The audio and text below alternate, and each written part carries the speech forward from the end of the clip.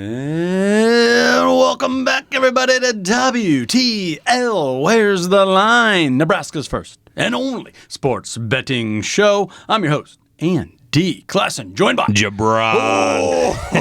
Oh, the Parlay Pounder. You got it. We're back. Oh, man. And you've been pounding some futures as well. For sure. So before we dive into what we want to dive into, and this is going to be a fun segment, but let's take a look back, recap the CWS, the College World Series, because, man, what a tournament. I think there's 8 one-run games, unprecedented, so much competition out there, and it came down to that rematch that you predicted, Florida, LSU.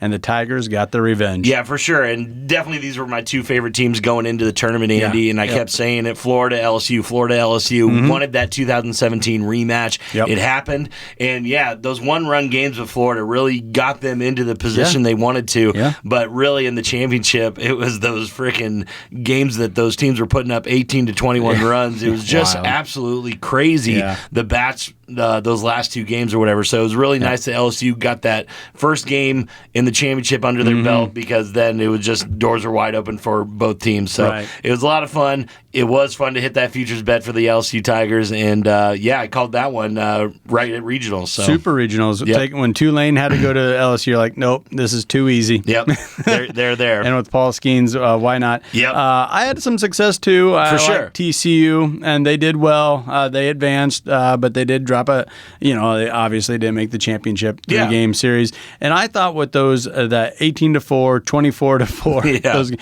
I thought that just showed you how good the SEC and Florida was too. It allowed in game 2 of the championship series. It allowed Florida to kind of flex. And they hit 5 home runs. It was crazy, absolutely nuts. And like the number 7 batter was the one that hit like 3 in the College World Series. So it was just it was crazy. The SEC really flexed its muscles there with the 2 best teams in the entire college baseball. Yes, it was very good showing too. And Omaha had a really good showing. Obviously, LSU had the biggest showing. Wow. There was so much purple there. I was lucky enough to go to a couple games, and it was very, very fun. Yeah, a lot of purple and gold. And Rocco's, the downtown bar with the Jello shots. That was a lot of fun. Oh, my God. They got up nearly $70,000 when you got the owner of Raising Cane's, chipping in $5,000. Chipping in the money, it's going to go. But they had the most fans no matter what. So they were going to win. Great tournament, great time. And on top of that, Thursday covered a big story up for my other gig. Sports betting is now legalized completely in the Cornhusker State. The first sports bet, I was on hand to watch both of them being made simultaneously. That first bet did not cash. It didn't. That was Wake Forest supposed to take down Florida. It didn't happen. Didn't happen. But lucky enough, I went there later in the day, put the bet on LSU. That one did hit. So that's a lot of fun, Andy. And I can't wait to put more legal bets in Lincoln there. I grabbed week 2 on Nebraska, Colorado. Not going to share that yet, but I did get I did get some action in on that. All right, now you found some pretty fun things here. We're getting closer and closer to football. I can feel it. And we got a division special. Depending what book you're looking at, there's divisional specials coming out right now. And you wanted to look at 3 teams in particular. Of course, we got to talk Chiefs here. And what we're looking at is divisional winners. And how many games they can win within the division. Within their division, Andy. And this is a lot of fun, Andy. And right now where I'm looking at on DraftKings, Kansas City Chiefs regular season wins against divisional opponents over 4.5 is at plus 100. There's the line, is at over 4.5.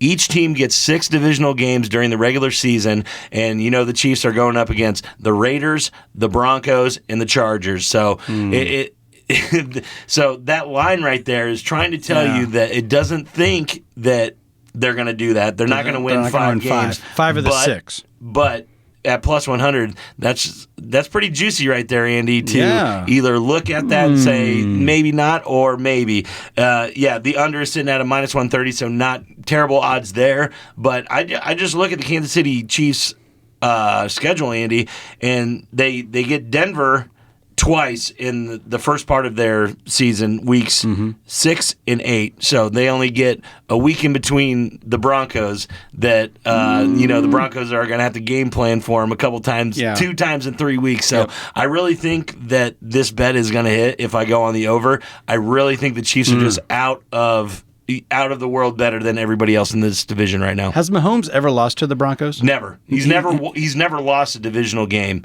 Wow. As a starter. Wow. So, oh my gosh. Well, and Andy Reid, even in his days in Phillies, he took divisional games very seriously. You got to win your division. You got to win your division.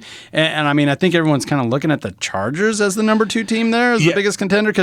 For sure. I mean, the Raiders are the Raiders. They're out in Las Vegas. They're fun. They're like, hey, we got a good quarterback. Let's get rid of him. Yeah, let's get rid of him. Hey, just like that linebacker we had. Let's send him to Chicago. Let's get rid of these guys. We got a good receiver. Let's send him to the Browns. Yeah, we don't need this talent. It's just the way it is. And like you're saying, Andy, with the Chargers, I really think this bet hinges on a Week 18 matchup at Los Angeles.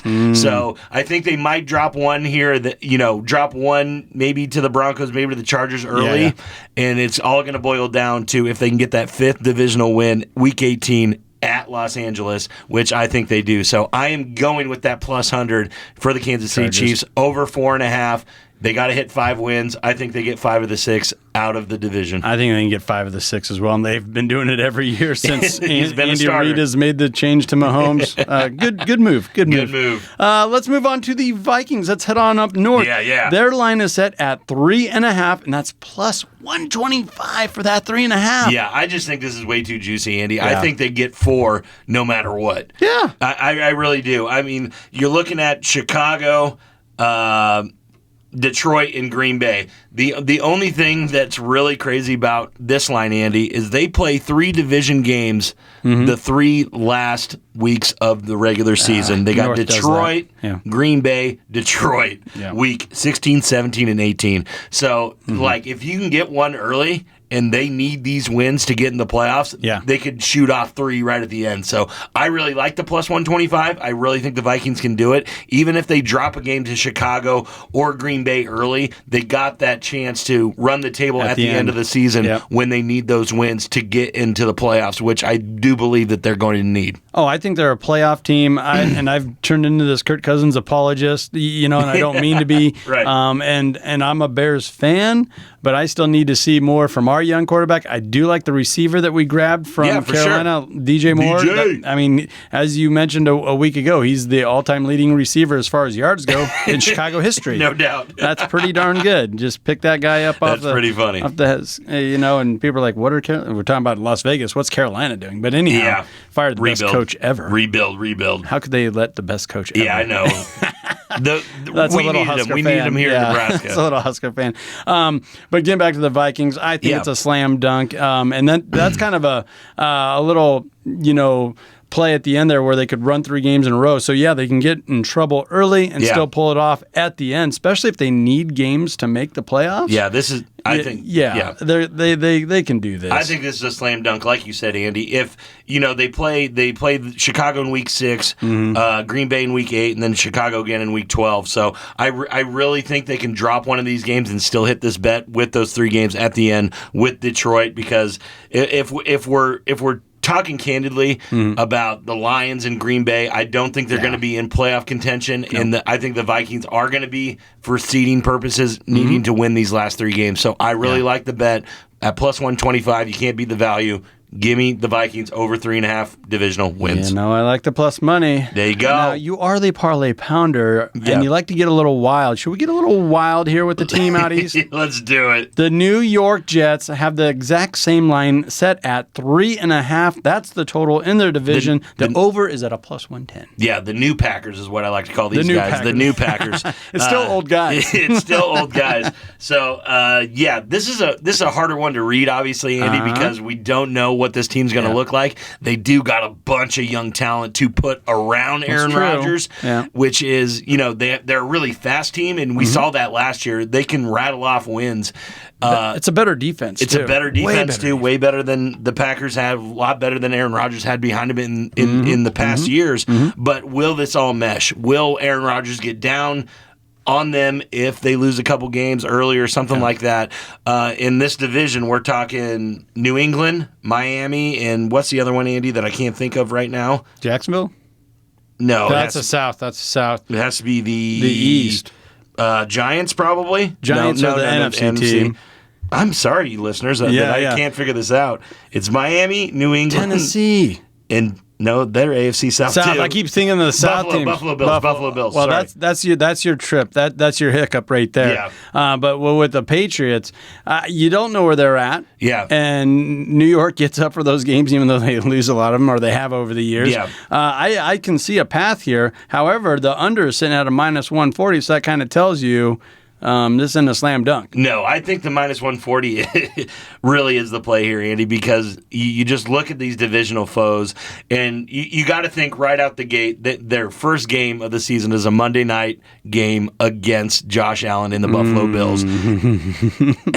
It's in New York, but, I mean, isn't Buffalo New York as well? Buffalo, New York. I'm just saying Josh Allen is going to want to throw the highlights out this first game. Yep. He's going to want to bulldoze these guys, obviously, in the same division. He's going to want to smoke these guys. So I think they're taking a loss right off the gate, and then they got to go week 3 against the New England Patriots. And you know that Belichick's going to have something up his sleeve for Aaron Rodgers. I just think 3.5, getting that 4th win is going to be very tough for them. I'm not saying that they can't be in these games and, be close to winning them.